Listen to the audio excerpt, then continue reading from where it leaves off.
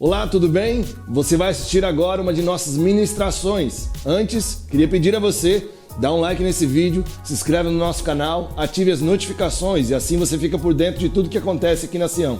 Que Jesus te abençoe, bom vídeo para você. Quando nós olhamos assim um grande político, seja da nossa nação, nosso estado, aqui na nossa cidade, um político de destaque, seja alguém no âmbito internacional, ou quando nós olhamos uma grande empresária, uma mulher bem-sucedida nos seus negócios, ou quando nós olhamos um atleta profissional famoso, um grande artista, quando nós, às vezes, nos inclinamos a ver o tal dos influencers, não é tão comuns hoje em dia, e comparamos ele com a gente. Comparamos ele com um irmão nosso, com um crente, entre aspas, simples crente em Jesus Cristo. Muitas vezes, humanamente falando, fica evidente ou já está definido quem é maior. A nossa mente, ela facilmente, por causa da forma como a gente pensa, e por causa de uma série de processos mentais que a gente foi adotando ao longo da vida, e muitos deles muito equivocados, nós definimos já quem é maior. Nós olhamos essa definição com base em quem tem mais fama, em quem tem mais dinheiro, em quem tem mais poder, em quem tem mais capacidade de mando, em quem tem mais projeção. Então, humanamente falando, fica fácil a comparação e fácil criar o desnível, ou ressaltado. Mas quem disse que a igreja fala, pensa e percebe somente do ponto de vista humano? Quem foi que disse para nós? Quem cooptou a nossa mente quando a nossa mente foi sequestrada dessa maneira, a ponto de homens e mulheres, servos de Jesus Cristo, medirem as pessoas, e medirem os outros, e medirem a si mesmos, com base em valores puramente terráqueos? Onde foi parar todo o nosso discernimento e a nossa perspectiva? Ou a perspectiva correta que o Senhor nos propõe? Mas louvado seja Deus, porque nós estamos aprendendo a concordarmos com Deus. É isso mesmo, pessoal. Nós estamos sendo desafiados a romper com algumas concessões que nós fazemos e algumas ideias que nós admitimos e começamos a levantar então o nosso pensamento e o nosso olhar para concordar com aquilo que o Senhor nosso Deus diz em sua santa palavra e aquilo que tem sido ministrado a nós. E nós estamos então aprendendo a ter um outro olhar. Diga comigo, um outro olhar. Diga comigo, uma nova forma de pensar. Diga bem alta. Deus está nos propondo isso. Aliás, quando o Senhor chega para essa terra, o seu precursor dizia o seguinte: arrependei-vos. E quando ele começou a anunciar o Evangelho, ele dizia: arrependei-vos, o reino de Deus chegou. Digam aleluia aí onde você está. O reino de Deus chegou. E uma das formas de nós acessarmos o reino e permanecermos nele é o arrependimento. Arrependimento não é uma coisa que aconteceu lá na minha conversão. Arrependimento é uma coisa que aconteceu lá na minha conversão a Jesus Cristo, mas está embalada na minha vida e cada vez mais a minha mente está se ampliando. Arrependimento significa mente que se amplia, mente que cresce, mente que muda. Isso é que é arrependimento. E louvado seja Deus, porque a igreja de Jesus Cristo está aprendendo a admitir os valores dos céus. A igreja de Jesus Cristo está aprendendo, pela palavra de Deus, a pensar com a mente do próprio Cristo. Esse é o desafio de Deus para mim e para você, pensar com a mente do próprio Cristo.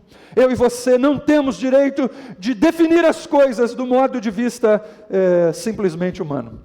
Essa expressão, humanamente falando, nós podemos até usá-la, mas com muita reserva e muito cuidado, porque um salvo em Cristo Jesus não tem autorização do próprio Deus para pensar de modo meramente humano. Essa autorização nos foi vedada, ela nos foi cassada, porque um salvo em Cristo Jesus não é somente um ser humano. Um salvo em Cristo Jesus é templo do próprio Espírito de Deus. Como é que seria somente um ser humano? De fato, a igreja matutina hoje estava muito mais pentecostal do que vocês Vocês não estão dando nenhum aleluia agora. Numa hora dessa já tinha gente falando em língua estranha. Você acredita ou não? Eu vou repetir para você. Um salvo em Cristo Jesus não é um mero ser humano. Sim, é ser humano. Adoece, tem conta a pagar, morre, não é sepultado, etc. Fica triste, enfrenta as lutas da vida, mas não tem como ser meramente humano. Alguém em quem o próprio Deus habita. Não tem como ser meramente humano. Essa verdade nos foi saqueada, é por isso que os nossos cultos às vezes são assim. Porque a gente chega aqui para um encontro, às vezes, meramente humano, com preocupações com o relógio, com a forma do culto, com o lugar onde a gente senta, com as pessoas e com aquilo que a gente não percebe na reunião, meramente humano. Mas a palavra de Deus diz para mim e para você algo que eu acho tão interessante sobre o grande político, sobre o influencer e sobre eu e sobre você. O Salmo 16, versículo 2 e 3, o salmista diz algo tão maravilhoso. Ele diz assim: eu digo ao meu Senhor, tu és o meu Senhor, eu não tenho outro bem além de ti. Olha que expressão. Pensa se alguém que pensa humanamente falando diria uma coisa dessa: eu não tenho outro bem além de ti. Olha que proposta. Como é que vive alguém que faz de Deus o seu maior bem? Como é que levanta para trabalhar um homem, uma mulher, que para enfrentar circunstâncias na escola, na faculdade, os desafios da vida, como é que levanta para enfrentar a própria doença, para fazer um tratamento de saúde, alguém que diz para si mesmo: o meu Deus, o Senhor dos céus e da terra, é o meu maior bem? Como é que vive alguém assim? O salmista diz ao Senhor, ele diz assim: tu és o meu Senhor, e eu não tenho outro bem além de ti. Sim, eu imagino que ele tinha alguns patrimônios, algumas coisas, imagino que tinha. Mas aquilo para ele era secundário, diante da visão de que Deus era o seu galardão. Eu sempre me incomodei com a ideia de que quando o Senhor distribuiu a terra, Ele disse aos levitas a seguinte palavra: eu sou a porção de vocês. Ou seja, todo mundo tinha um quinhão de terra. E os levitas tinham que dizer a si mesmos: a nossa porção é o Senhor. A gente não tem um palmo. Eu fico imaginando Abraão, e eu disse isso para vocês esses dias, quando a sua esposa Sara morre, né, você deve se lembrar, está lá escrito no livro de Gênesis, ele não tinha um palmo de terra para sepultar a esposa dele. Você conhece a história? Se não conhece, Gênesis 17 ali começa a falar um pouquinho sobre isso. Você pode ler ainda hoje. Ele não tinha um palmo de terra para sepultar a esposa dele. E algumas décadas atrás, Deus tinha aparecido para ele e dito a ele o seguinte: Abraão, eu sou o teu escudo, eu sou a tua herança. Que proposta de mente! Não dá para pensar humanamente falando sobre essas coisas, porque humanamente falando a gente concentra na ausência. E o Abraão agora está vivendo a vida dele com um monte de coisas, mas ele não tem um palmo de terra, terra que Deus lhe havia prometido por herança. Ele não tinha nem um palmo de tudo aquilo que Deus lhe havia dado e conferido e prometido por herança. E Deus reforçava a promessa para ele: tudo isso aqui é teu. Olha que coisa poderosa. E o salmista está dizendo: eu não tenho outro bem além de ti. Mas o que eu gostaria de observar com vocês mesmo é o versículo 3. O salmista diz assim: quanto aos santos que estão na terra, eles é que são os ilustres, e é neles que está depositado todo o meu prazer. Olha que coisa. Eles são o meu prazer, são os santos é que são o meu prazer. Irmãos, olhe para mim, por favor, quando eu e você, ou quando nós nos convertemos, e converter é reconhecer Jesus Cristo como Senhor suficiente, como Salvador suficiente nosso. Nós então agora não estamos atrás de boas obras para que Deus nos salve. Nós não estamos agora atrás da intercessão de outros para que Deus nos salve. Nós estamos olhando para Jesus e confiando na expressão bíblica que diz que não há nenhum outro nome dado entre os homens pelo qual importa que nós sejamos salvos. Então agora nós olhamos para Jesus e Jesus é o nosso único e suficiente Salvador. Então a palavra de Deus diz que nós nascemos de novo naquele momento. Todos os nossos pecados passados são perdoados, apagados pelo poderoso sangue de Jesus Cristo. Então quando nós nos convertemos a Jesus, nós mudamos. Diga comigo, nós mudamos. Nós mudamos de dono. Hoje em dia, dizer que temos dono é uma coisa que soa meio esquisito nesse pós-modernismo todo e nesse progressismo todo que vai atingindo a mente das pessoas e relativizando tudo. Mas a palavra de Deus diz para mim e para você que nós fomos comprados por bom preço e alguém que nasceu de novo em Cristo Jesus não está bradando por aí meu corpo, minha casa, meu salário, minhas regras. Não, não, não. Nós temos Jesus Cristo por Senhor das nossas ideias, corpo, salário. É dele que emana as nossas regras, e nós não temos problema nenhum em dizer que temos um Senhor bendito. Nós entendemos que mudamos de dono. Nós entendemos que antes nós éramos escravos da droga, da prostituição, da mentira, do adultério, do cigarro, do álcool. Mas a palavra de Deus diz que o Senhor nos achou lá onde nós estávamos perdidos, e Ele nos tirou do império das trevas, e nos comprou pelo poderoso sangue de Jesus Cristo. A Ele seja a glória para todos sempre. Quando nós nos convertemos ao Senhor, nós mudamos de dono. Quando nós nos convertemos ao Senhor, nós mudamos de reino. Sim, a palavra de Deus diz que nós estávamos oprimidos sob o tacão do rei desse século, príncipe desse século. O Deus que age sobre os filhos da desobediência, é assim que ele é descrito. O Senhor o chama do príncipe desse mundo, ele é chamado de maligno. Esse mundo tem um governo espiritual, ele tem um influenciador espiritual. Mas olha que coisa poderosa, a palavra de Deus diz que o Senhor nos resgatou do império das trevas e nos trouxe para o reino do Filho do seu amor, no qual nós temos a redenção, no qual nós temos o pagamento dos nossos pecados. Então quando nós nos convertemos a Jesus Cristo, nós mudamos de rei, e agora nós levantamos a nossa voz para dizer que Jesus Cristo é o nosso dono e o nosso rei pelos séculos dos séculos. Isso é algo maravilhoso para nós. Tem alguém que levantaria a voz para dizer: Jesus Cristo é o rei da minha vida, o dono da minha existência? Quando nós nos convertemos a Jesus, nós mudamos de perspectivas.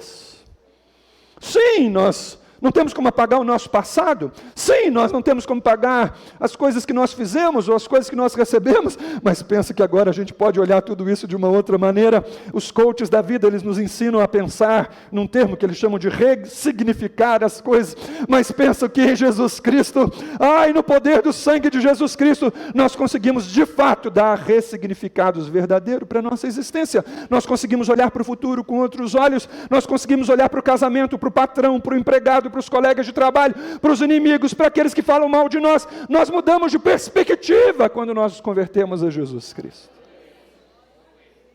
É muita mudança. Quando nós nos convertemos a Jesus Cristo, nós mudamos de posição. Nós vamos falar um pouquinho mais sobre isso daqui a pouco, mas só para a gente pensar um pouquinho introdutoriamente, a palavra de Deus diz que nós estamos assentados com Cristo nas regiões celestiais. Vale um glória a Deus mesmo. Vale um glória a Deus mesmo. Sim, você não tem só o problema com a enfermidade, não. Sim, você não tem só essa luta com o trabalho, não. Sim, você não tem só essa dificuldade de relacionamento, não. Não é só isso que está acontecendo na sua vida. Aliás, é só isso se você continuar focado só nisso. Mas se você, pela graça de Deus, conseguir continuar olhando para as coisas que Deus está te propondo, a palavra de Deus diz que no meio disso tudo, você está sentado com Cristo nas regiões celestiais. Às vezes a gente nem entende muito bem o que é isso, mas isso é fato espiritual na minha e na sua vida. Você mudou de posição.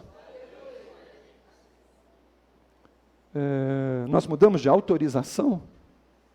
Quando nós nos convertemos ao Senhor, agora nós somos autorizados a viver como embaixadores do reino de Deus. Nós ficamos autorizados agora a chamar Deus de Pai. Nós somos autorizados agora a ter esperança na vida e nas coisas. E a palavra de Deus diz que o Senhor nos deu poder, Ele nos dá a autoridade. Isso é muito maravilhoso na nossa vida. Então, se tudo isso mudou, nossa forma de pensar precisa mudar também. Então, sim, o político importante ali, aquela empresária de sucesso ali, aquele influencer ali, aquele PhD ali, aquele colega de trabalho tão importante ali, aquela pessoa que nós vemos com tanto destaque, sim, eles têm o seu impacto. Sim, não há como negar que tem um impacto físico, um impacto social, um impacto temporal, não tem como a gente negar isso. Mas pensa no crente.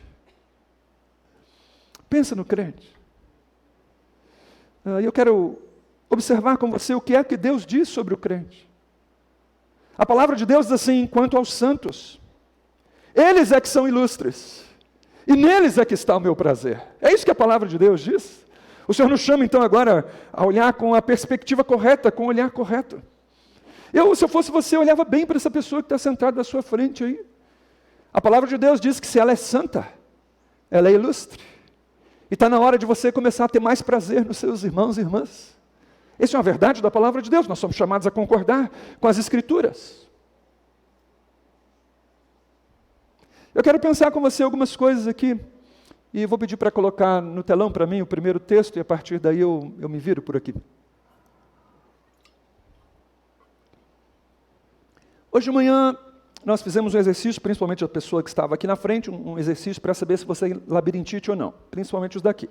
Não é porque o pessoal tinha que ficar fazendo assim enquanto lia. Não é? Então, se você, veja aí como é que você está. Tudo bem? O fato é que nós vamos ler em voz alta. Tudo certo? Chamo você a ler em voz alta, pausadamente, firmemente.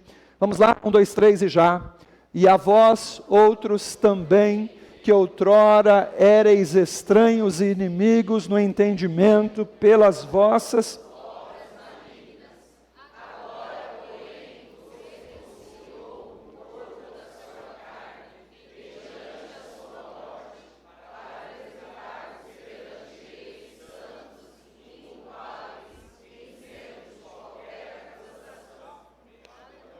que bom, algumas pessoas já estão dando amém, aleluia, é ok, vocês estão começando. Muito bem, um texto poderoso como esse. O texto fala sobre os santos, o texto fala sobre o crente, sobre aquele que não tem tanto seguidor no Instagram assim, ou que não tem talvez tanta projeção assim, ou que não tem tantos recursos financeiros assim. A palavra de Deus diz de mim e de você, reconciliados com o próprio Deus. Reconciliados com o próprio Deus, diz a palavra do Senhor. Eu amo esse texto, eu acho ele tão maravilhoso. Eu decorei esse texto há um tempo atrás, assim: agora, porém, Ele vos reconciliou no corpo da sua carne. Reconciliou quem? Vocês que antes eram inimigos e estranhos no entendimento, por causa dos vossos maus comportamentos, as vossas obras ruins, as vossas obras malignas. Ele vos reconciliou no corpo da morte de Jesus Cristo, para apresentar-vos perante Ele mesmo santos, diga comigo santos, diga comigo inculpáveis, diga isentos de qualquer acusação. Dê um aleluia aí onde você está, Sião, me ajuda aí.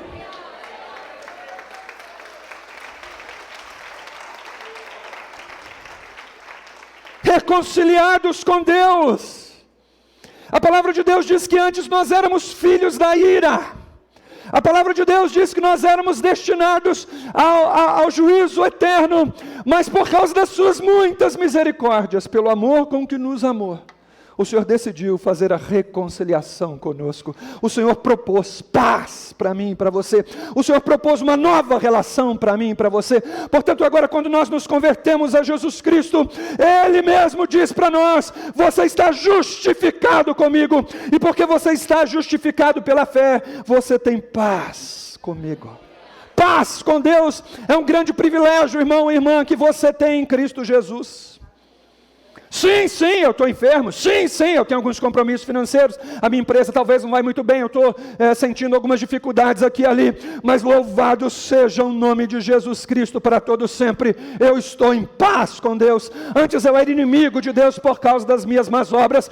Mas quando a cruz foi levantada naquela manhã de sexta-feira e o sangue do Cordeiro foi derramado ali, foi derramado para que homens e mulheres cheios de pecados, cheios de obras más, indignos, fossem transformados agora de inimigos de Deus, em reconciliados com o próprio Deus do universo. Bendito seja o nome de Jesus para todo sempre. Você faria bem a você se você desse um aleluia mais alto aí onde você está. Eu estou em paz com Deus. Minha irmã, deixa eu dizer uma coisa para você. Se você está vivendo uma vida de culpa, isso não é a voz do seu Deus para você. Deus não tem nenhum interesse de que seus filhos e filhas vivam uma vida culpada. Isso é batalha espiritual. Você, se já entregou a vida para Jesus, você precisa se levantar diante do acusador da sua alma e dizer para ele: os meus pecados são perdoados em Cristo Jesus. Ele mesmo me apresenta diante dele, santo, inculpável e livre de qualquer tipo de acusação. Levante-se, irmã, para assumir a sua posição. Levante-se, Sião, para assumir a nossa posição. Os nossos cultos vão ser muito diferentes se nós chegarmos aqui bem posicionados.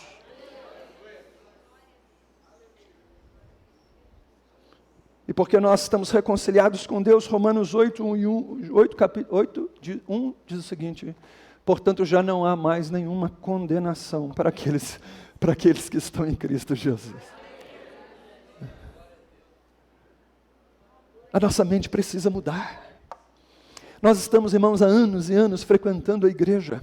Anos e anos, culto depois de culto, choro na hora do louvor, depois de choro na hora do louvor, e depois vivemos uma vida culpada durante a semana.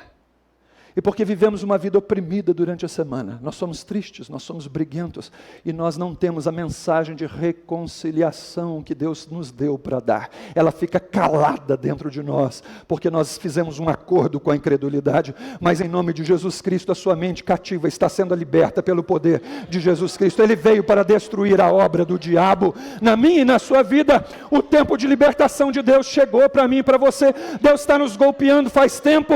Ele quer nos chamar para uma vida diferente, para que rompamos acordos que nós fizemos com a incredulidade e façamos novos acordos pela fé nele. O Senhor nos fez de inimigos em reconciliados com ele. Bendito seja o Senhor. Gente que está em paz com ele, gente sobre quem não pesa nenhum tipo de condenação. Louvado seja Deus. Louvado seja Deus. O crente, irmão, o crente agora, ele é convertido então nessa situação. Vamos lá, pessoal, eu queria que você lesse comigo em voz alta de novo. Vamos lá, 1, 2, 3 e já. Porque não recebestes o Espírito...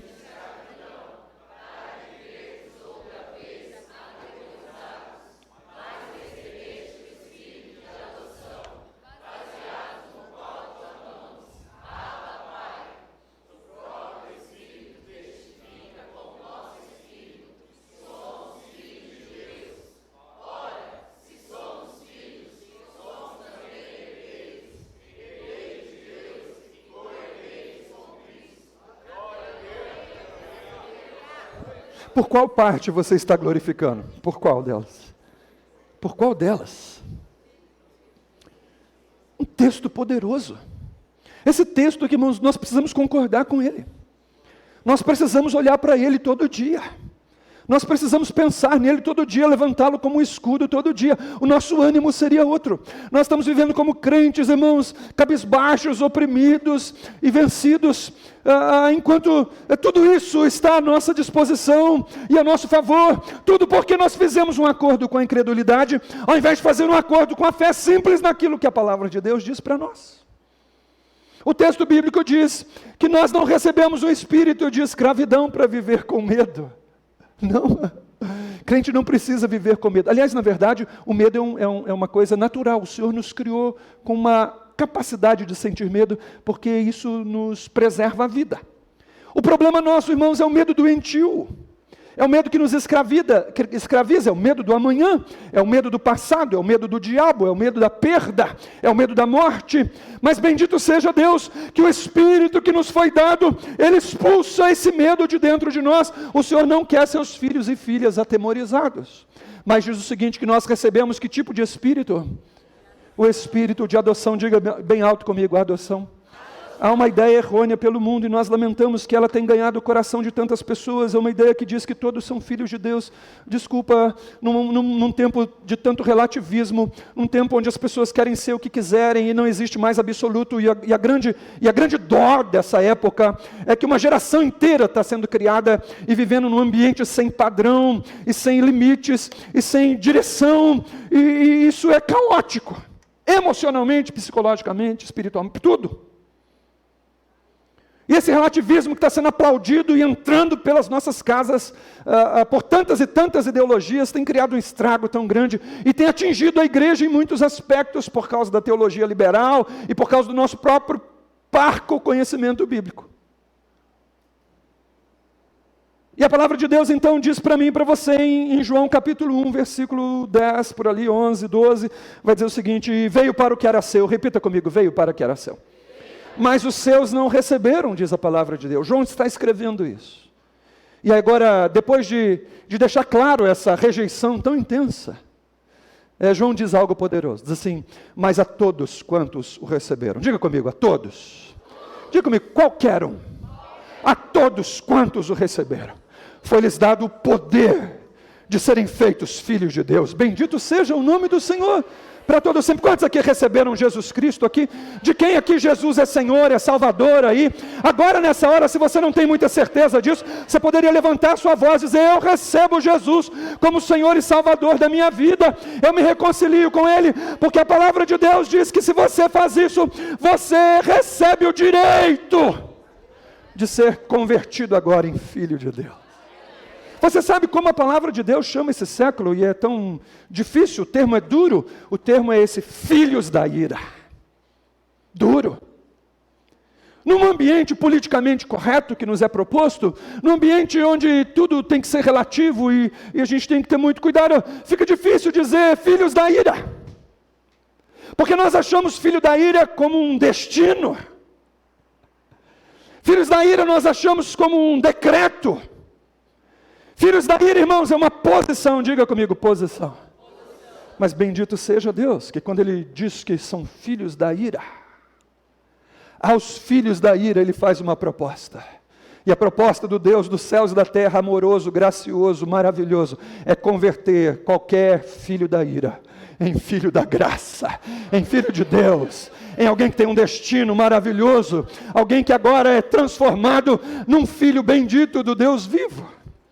Essa é a proposta de Deus para todo e qualquer filho da ira. O filho da ira então não é um decreto, é um estado que pode ser mudado pela graça poderosa de um Deus bendito, e qualquer homem e mulher tem acesso a essa transformação pelo simples fato de declarar com a sua boca que Jesus Cristo ressuscitou dentre os mortos e que é Senhor da sua vida. Bendito seja o nome de Jesus para todo sempre.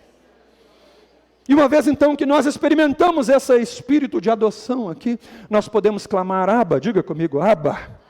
Abba é traduzido hoje em dia em algumas das nossas canções, ideias pela expressão paizinho ou paizinho querido. Já ouviram isso? Já ouviram isso algumas vezes? Ok, então a expressão Abba, na verdade, irmãos, era uma expressão da época que significa pai.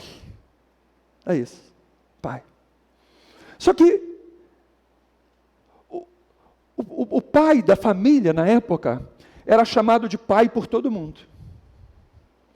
Então a filha, o filho, a esposa, o cunhado, o genro, o sobrinho, o vizinho, o vendedor, o escravo, eles chamavam aquele homem de pai. Ele era o pai. Estão comigo aqui não? Ok? Mas havia uma expressão nessa época, havia uma expressão que somente os filhos usavam. Então todo mundo chamava o pai de pai. Agora existia um tipo de pai, uma palavra pai, que somente a filha poderia usar. Somente o filho poderia usar. A expressão Abba. Veja que coisa poderosa. Era algo de direito dos filhos. Eu acho que nessa hora você deveria esboçar um sorriso aí. Porque o texto bíblico diz que aqueles que são convertidos a Jesus Cristo experimentam o lavar regenerador do sangue de Jesus Cristo, experimentam a graça do Senhor transformador, aqueles que nascem de novo pela fé, aqueles que são justificados pela fé e agora estão em paz com Deus, são reconciliados com Ele, recebem então agora o direito de chamar o pai da família de pai. Meu pai. Acho que você poderia exercer o seu direito aí um instantinho. Não diga aleluia, não. Diga meu pai. Diga, e às vezes para algumas pessoas é difícil. Para algumas pessoas, pai remete às coisas tão ruins da vida. Eu tenho um bom pai, graças a Deus. Estava sentado hoje me ouvindo aqui de manhã, tive a alegria de almoçar com ele. Um bom pai. Mas o meu bom pai, ele não tem nada a ver com esse pai aqui. Porque esse pai aqui é meu pai, é pai do meu pai. É pai dos meus 2 avós, louvado seja o Senhor, pai do meu bisavô. Nós somos uma família de filhos do Deus vivo. Tem mais alguém aqui nessa noite que se alegra com isso aqui? Ou você poderia adorar o seu pai um instantinho? Acho que agora você poderia dizer aleluia. Você poderia dizer, meu pai, eu te amo. Talvez faz tempo que você não diz isso, meu pai, eu te amo. Você poderia dizer aí onde você está, meu pai, o teu filho está bem aqui nessa hora. A tua filha está bem aqui nessa hora, te adorando, te reverenciando, crendo. Esse é o seu privilégio. Quando a cruz do Calvário foi erguida, meu irmão e minha irmã, num determinado momento, o Filho do Deus bendito gritou assim, meu Deus, por que o Senhor me desamparou? Foi esse o grito. Por que o Senhor me desamparou? Ali se percebe parece que um hiato. Uma coisa horrorosa que a gente não consegue entender e descrever. O fato é que o pecado seu, cada um e todos, e o pecado meu, cada um e todos, agora estão depositados sobre aquele todo justo, sobre aquele todo inocente, sobre aquele todo correto, todo santo, tudo agora é atraído por Ele. Toda a sua maldade, toda a minha maldade, a maldade do mundo inteiro, agora está sobre Ele. A palavra de Deus diz que o castigo que traz a oportunidade de paz para nós, estava sendo cumprido nele. Ele não era filho da ira. Quando ele começa o seu ministério, ele ouve do próprio Pai, meu filho amado em quem tenho alegria. Mas agora ele absorve a ira de Deus no lugar de todos e quaisquer filhos da ira.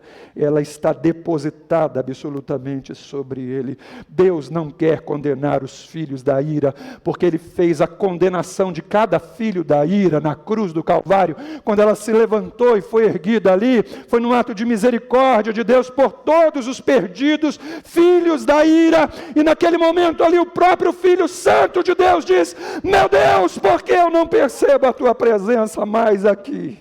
Por que o Senhor me desamparou? Esse foi o grito do martírio e da cruz. E aquele ato ali, irmãos, aquele sentimento de orfandade na cruz do Calvário, aquele sentimento de vazio na cruz do Calvário, foi experimentado pelo bendito Filho de Deus, para que todo e qualquer filho da ira tenha o direito agora de chegar diante do Pai e chamá-lo de meu Pai, meu Pai. Ele experimentou a orfandade para que a minha e a sua orfandade fosse removida de nós e nós pudéssemos entrar com ousadia no santo lugar e adorar o Pai da família, de quem recebe o nome toda a casa. Você faria bem para você aí onde você está, se você desse um aleluia, um glória a Deus aí onde você está e se alegrasse na sua herança. Eu gosto também do restante do texto. O texto diz, então, nós somos filhos de Deus.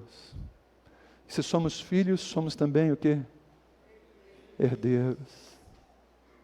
Herdeiros de quem? De Deus. E veja, e o texto diz mais o que? Ele explica essa ideia de herdeiros de Deus. Ele diz que nós somos o quê?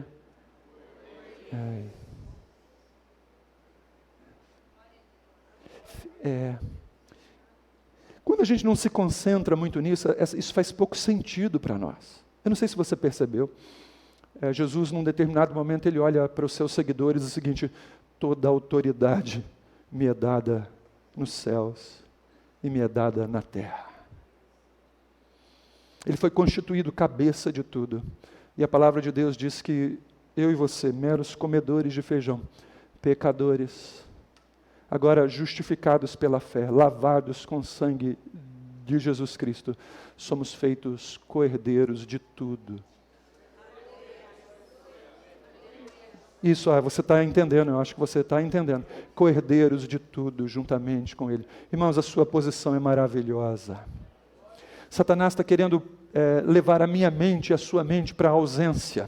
Então a gente pensa no salário, a gente pensa no filho, a gente pensa na doente, a gente pensa no país, a gente pensa no governo, a gente pensa na vergonha que nós experimentamos, na frustração que nós tivemos, na derrota, naquilo que a gente não conseguiu. E a gente então vai vivendo a partir da ausência, daquilo que a gente não fez. E aí a presença vai ficando vazia para nós, ela vai ficando meio sem sentido. Então acreditar nesse tipo de coisa e viver a partir disso é quase impossível. Mas louvado seja o nome de Jesus Cristo, Ele veio em carne para destruir as obras do diabo. A palavra de Deus é como um martelo, ela vai esmiuçando a rocha. A palavra de Deus é como uma espada, e ela vai entrando na minha e na sua vida, e ela vai libertando a gente desses pensamentos incrédulos que têm nos dominado há tanto tempo na religião que nós estamos vivendo, e nos trazendo para viver o Evangelho de Jesus Cristo, que traz libertação para nós. Aí, assentado do seu lado, se tem alguém convertido a Jesus Cristo, tem um santo, e tem um co-herdeiro juntamente com o próprio Jesus Cristo. É isso. Sim, o político lá, o grande empresário, ok, eles têm o seu impacto. Mas se não é filho, irmão, a glória é passageira. Aos filhos é dada uma glória eterna. Pode ler comigo, por favor? 1, 2, 3 e já. Jesus Cristo, a fiel testemunha.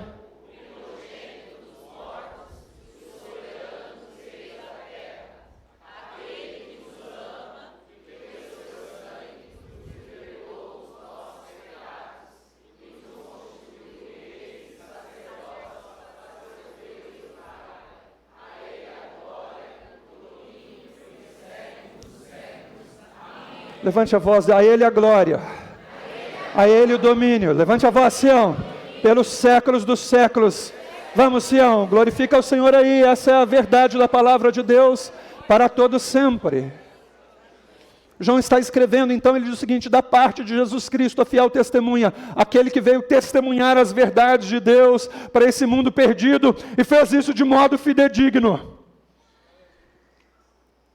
O primogênito dentre os mortos, aquele que venceu a morte numa manhã de domingo como essa, bendito é o nome de Jesus Cristo. Irmãos, o impacto da ressurreição, ele ecoa pelo universo inteiro até hoje. Quando ele se levantou da morte, irmãos, ele conquistou o cativeiro, bendito seja o nome de Jesus Cristo, deu direito você de viver uma vida santa, livre, pura para a glória de Deus. Nós estamos reunidos aqui, é porque Jesus Cristo ressuscitou dentre os mortos. O poder da ressurreição é maravilhoso. Oh, aleluia! Levante suas mãos comigo um instante só. Por favor, Sião, glorifica Jesus um instantinho aí onde você está. Façam bem a você nessa hora. Junte-se a seres mais poderosos do que você, que nesse momento estão diante do trono, com as coroas depositadas aos pés do Cordeiro, para dar glória e honra, e reconhecer que o domínio dele é de geração em geração, pelos séculos dos séculos. Bendito seja Jesus Cristo.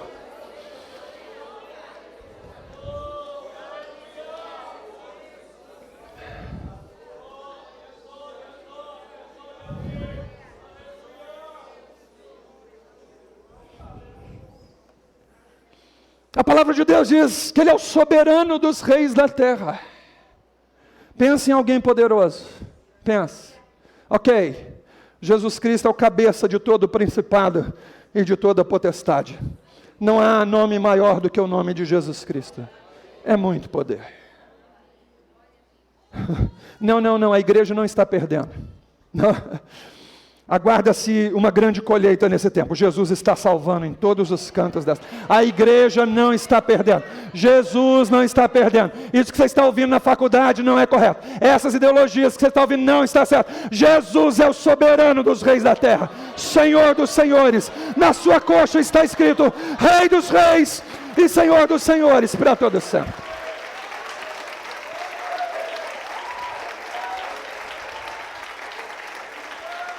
Aleluia, aleluia. E a palavra de Deus nos diz que esse ser tão grande nos ama.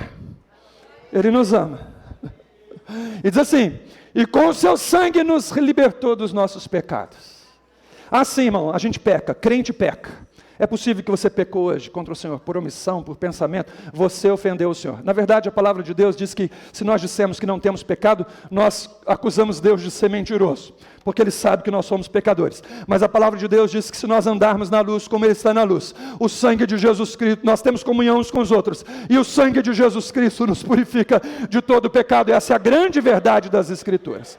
Nos libertou dos nossos pecados. Nós não somos mais escravos do pecado. Nós cometemos pecado, mas bendito seja Deus. Não sou mais escravo do pecado. Bendito seja Deus. Eu não sou um pecador lutando para ser santo. Eu não sou um pecador. Eu nasci de novo. Eu sou santo em Cristo Jesus. E da minha posição de santo, eu vou lutando contra o meu pai, contra a mentira, contra os pensamentos ruins, contra tudo que quer me dominar lá no passado, mas não me domina mais. Eu posso viver uma vida nova em Cristo Jesus. Mas onde eu quero chegar com você é aqui, ó. E nos constituiu o quê? Diz aí para mim, por favor. Reis e sacerdotes. Assim, glória a Deus mesmo. Muito obrigado. Glória a Deus mesmo. Glória a Deus mesmo. Oh, irmão, se a gente soubesse, e se a gente cresce no privilégio, e isso fosse algo já dentro de nós, ouvir esse tipo de coisa nos encheria de uma outra coisa. Não é pouca coisa, irmãos, o pó ser constituído um intermediário entre Deus e os demais. Não é pouca coisa o pó, eu e você, sermos constituídos por Deus, pessoas que têm o direito de entrar em sua presença para ministrar diante dele, em favor próprio e em favor dos demais. Você e eu, nós não sabemos o que foi nos feito. Nós precisamos que a nossa mente seja mudada. Nós precisamos experimentar arrependimento genuíno, porque aquilo que foi feito na cruz do Calvário, irmãos, é coisa muito poderosa para mim e para você. Você não é só isso aí. Você não é só um ser humano mero. Você não é só alguém que tem que pagar as contas e dar conta de um monte de coisa na sua vida. Você foi constituído pelo poder do sangue de Jesus Cristo, num sacerdote na nova aliança. Na velha aliança, nem Jesus poderia ser sacerdote, porque o sacerdote era algo restrito à tribo de Levi, especificamente à descendência de Arão, filho de Levi. Mas em Jesus Cristo, gentios, outrora filhos da ira. A palavra de Deus diz assim: povo que não tinha promessa, ateus, gente sem Deus no mundo. Escravos de Satanás, a essas pessoas, agora convertidas a Jesus Cristo, lavadas dos seus pecados pelo poderoso sangue de Jesus Cristo, são constituídos sacerdotes do Deus Altíssimo. Sacerdotes do Deus Altíssimo. Essa é a sua posição. O mundo aguarda que você se levante para assumir a sua posição.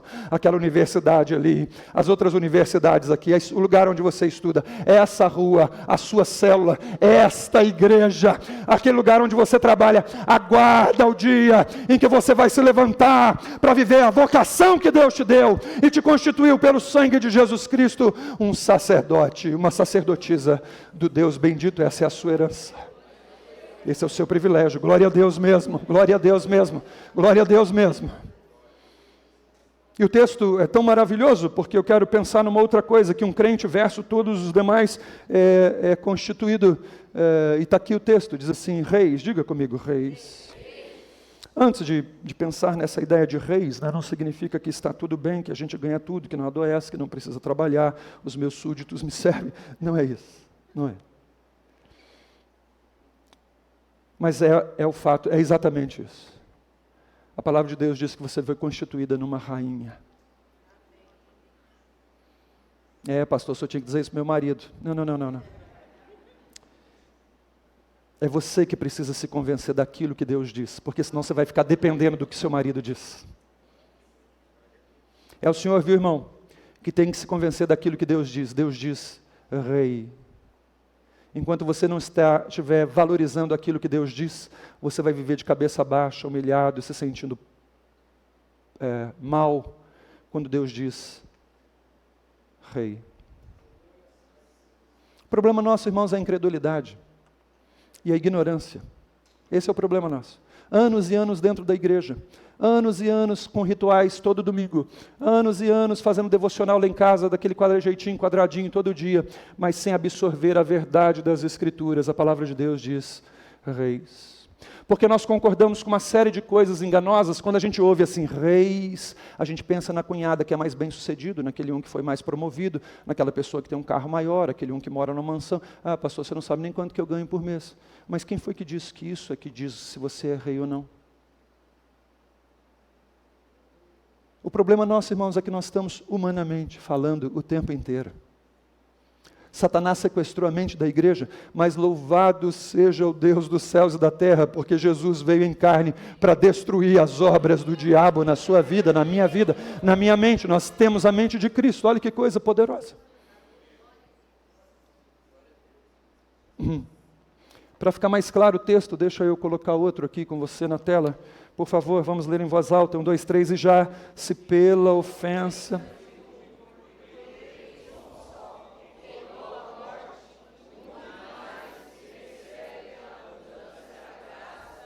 e o dom da justiça reinarão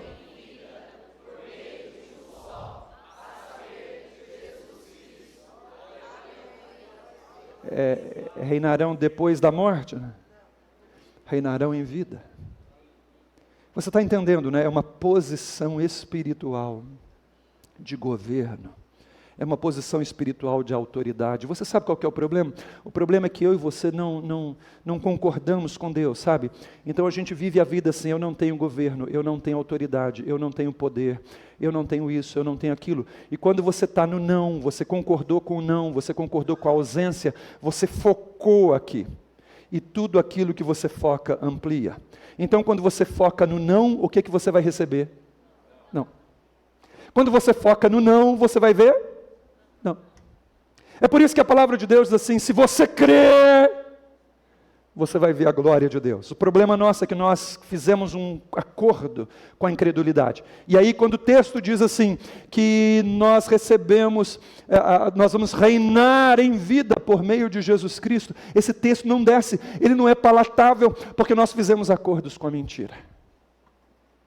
Mas eu vim aqui para dizer uma coisa para você em nome de Jesus. Jesus veio em carne para destruir as obras do diabo na minha mente, na sua mente. Nós somos chamados para fazer novos acordos com Deus, e a palavra de Deus diz, reinarão em vida com Jesus Cristo. Minha irmã, você é uma autoridade em Jesus Cristo. Meu irmão, você é uma autoridade em Jesus Cristo. É essa igreja que aguarda o dia em que você vai se levantar para viver a realeza para a qual Deus te constituiu a partir da cruz do Calvário. Essa é a verdade.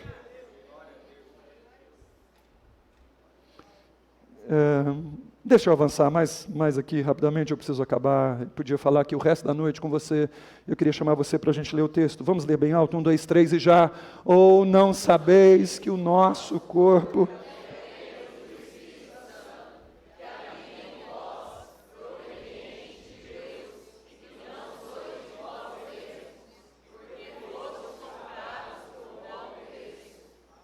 Ok. Então assim, quem aqui tem o Espírito Santo dentro de si aí, de verdade? Ok, é isso que a Bíblia diz. Aí o diabo, Satanás vai dizer assim, mas tem mesmo?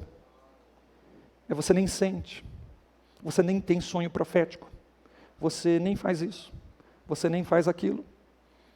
E aí, por causa dessas acusações de Satanás, a gente começa a dar valor à mentira de Satanás, ao invés de dar valor à verdade da palavra de Deus. Satanás é o mesmo desde sempre. Quando ele tentou os nossos pais lá na cruz do Calvário, ele pôs dúvida na palavra de Deus. Ele faz com você a mesma coisa todo dia. Ele faz comigo a mesma coisa todo dia. E você sabe com quem geralmente a gente faz acordo? Com ele. Aliás, essa é a nossa herança, por causa de Adão e Eva. É isso, eles fizeram um acordo com Satanás. Mas louvado seja Deus, Jesus Cristo veio em carne para destruir as obras do diabo, e você pode então agora fazer novos acordes. Você pode olhar para Satanás e dizer o seguinte: não, mas eu não sinto isso, eu não vejo aquilo, eu não faço aquilo outro, mas a palavra de Deus diz que eu sou templo do Espírito Santo, que Deus deu para habitar em mim. Louvado seja Deus. Apesar de eu não sentir, não ver, ou até mesmo não fluir, eu não vou ficar concentrado e focado no não, eu vou ficar concentrado e focado no sim, porque se eu crer, eu vou ver a glória de Deus. Essa é a grande verdade de Deus para mim e para a sua vida. Você deveria tratar bem essa pessoa que está sentada à sua frente. Ela não é um simples ser humano, ele é templo do próprio Espírito do Deus Altíssimo. Louvado seja Deus, bendito seja Ele para todo sempre. Eu vou ler mais 2 versículos com você, e desculpa esse estudão bíblico hoje, mas ele é tão importante para nós, acho necessário a gente fazer isso vez por outra. Eu queria que você lesse em voz alta isso comigo, para a gente continuar pensando nessas coisas que nos constrangem. 1, 2, 3 e já.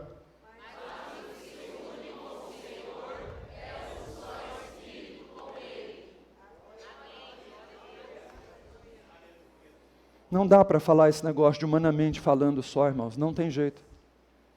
Humanamente falando não é coisa da igreja. A igreja considera humanamente falando porque nós estamos aqui, logicamente, mas a igreja não fala só com base no humanamente falando, ela fala no celestialmente falando, no espiritualmente falando. Louvado seja Deus. O texto aqui está num contexto lá de Paulo falando exatamente da união da igreja com Cristo Jesus, e veja que assertiva, veja que declaração poderosa que o Espírito Santo faz através do servo dele. Aquele que se une com o Senhor se torna um só Espírito com Ele.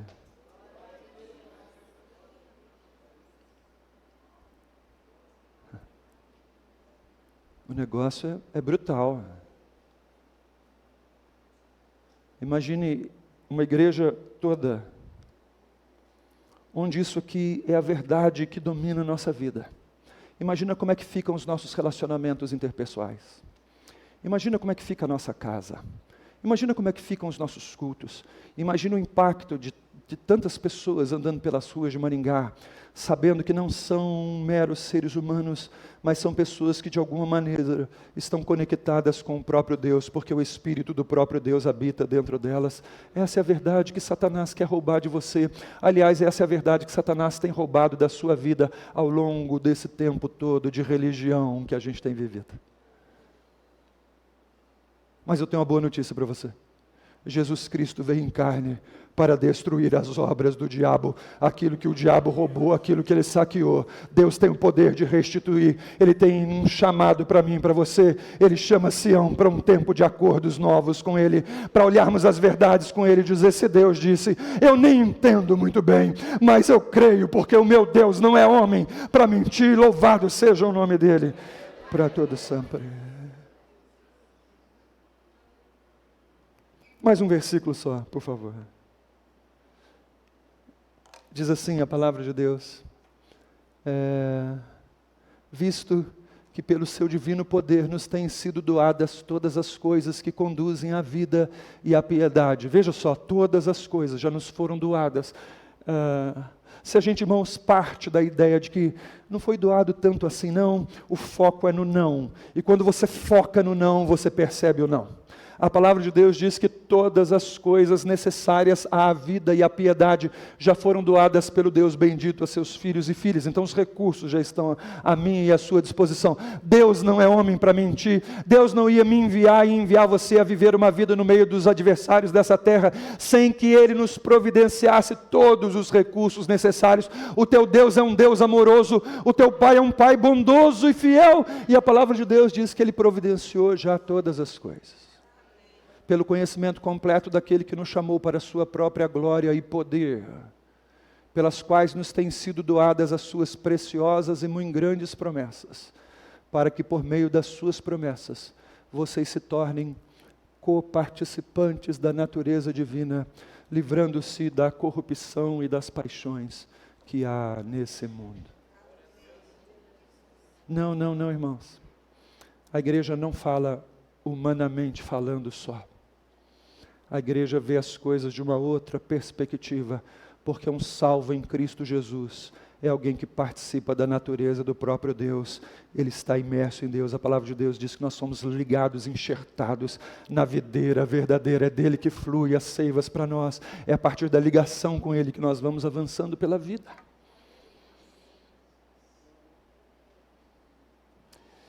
Eu vou chamar você para você ficar em pé aí, por favor, onde você está. A gente poderia ir mais longe ainda, mas